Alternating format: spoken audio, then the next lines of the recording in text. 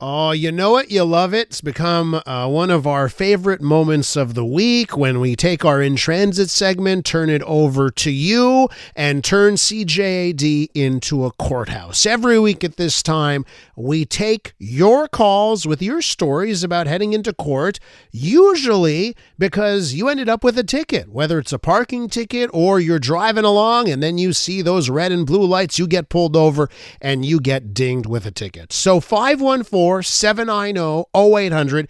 Give me a call right now so I can hear about your court case. And we will judge you, by the way. I will judge you. We'll figure out if you're guilty or not.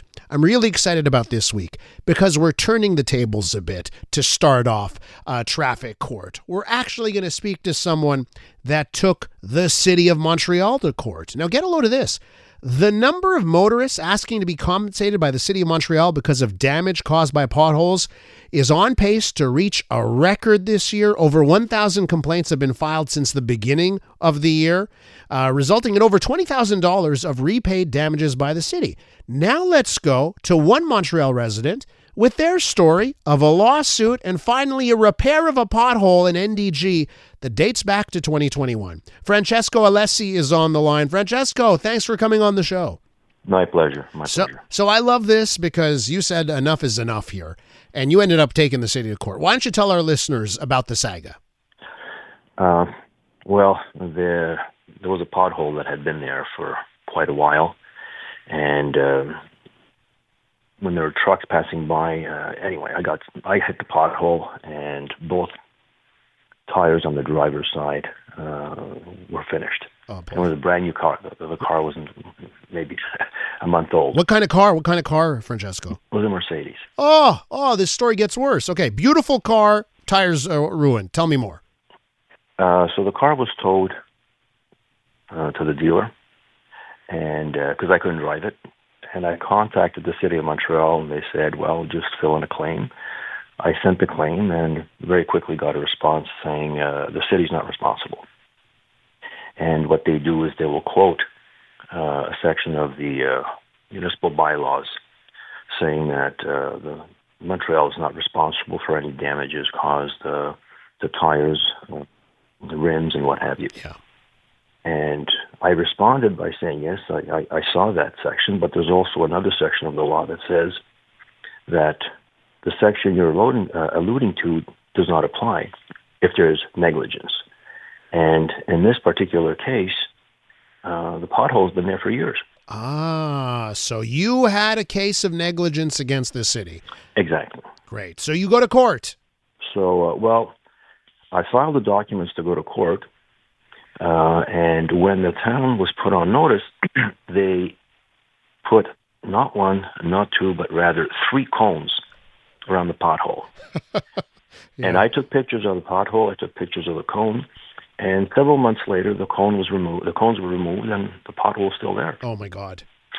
So in late November 2024, which is now 3 years later because we had to wait to go to court,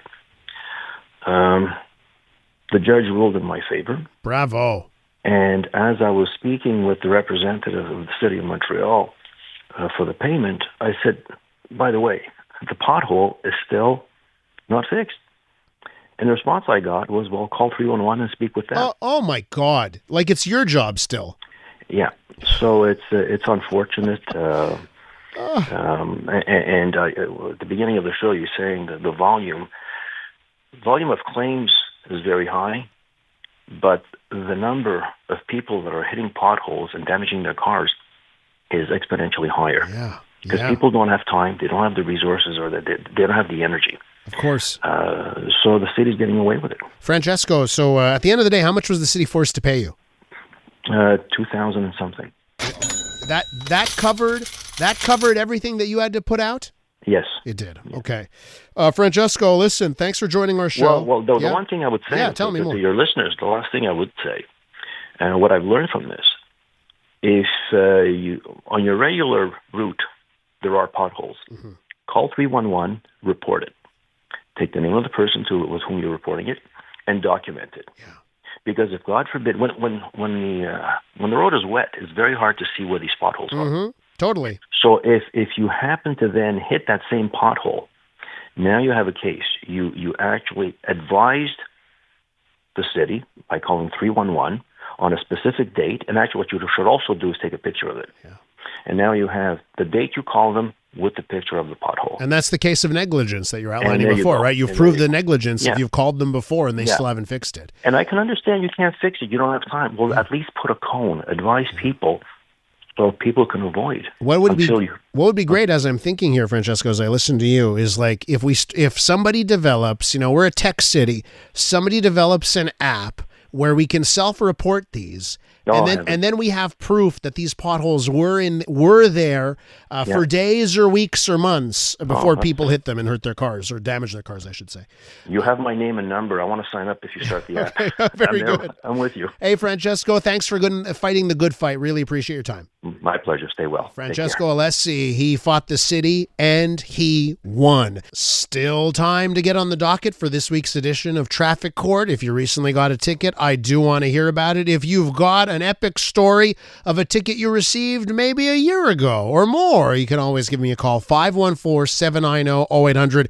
We want to hear your case on CJAD. We're going to start off this half by going to Alex. He's in Montreal. Alex, you got a doozy recently. How you doing? Hey, great to talk to you, Elias. Love your show. Keep it up, Thanks, etc. Okay, listen, are you trying to grease up the judge here? I understand you want me to rule in your favor. Forget it.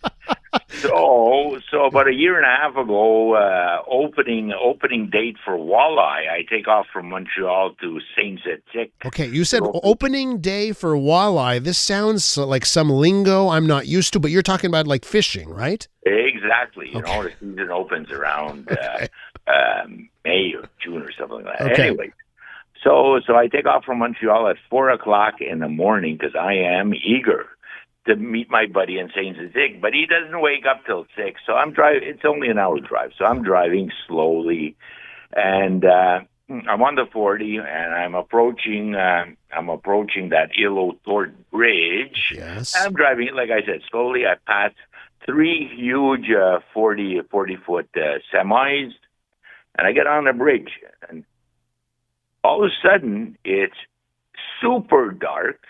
It's raining, but this fine rain. It's humid like crazy because I got to wipe the windows inside my car. Never had that. And it's foggy. So I'm like, holy moly, what's going on? So next thing I know, the huge trailers are right beside me. And I mean, they are just and I'm there, and there's no soft shoulder. Yeah. And if you know that bridge, there's cement wall that they have. That's in right. the middle. Yeah. So I don't see this wall. And I have driven I'm 76. I've driven all my life. I drive down to Florida, did this, did that. Make the story short, put on 25,000 kilometers a year. Anyways, I don't see the medium in the middle. I don't see anything. You know, you've driven where you've been, and all that splashing from the wheel. Yeah. And I look at these wheels, and I think I'm in a chariot race with Ben-Hur because they got these huge spikes and all of this.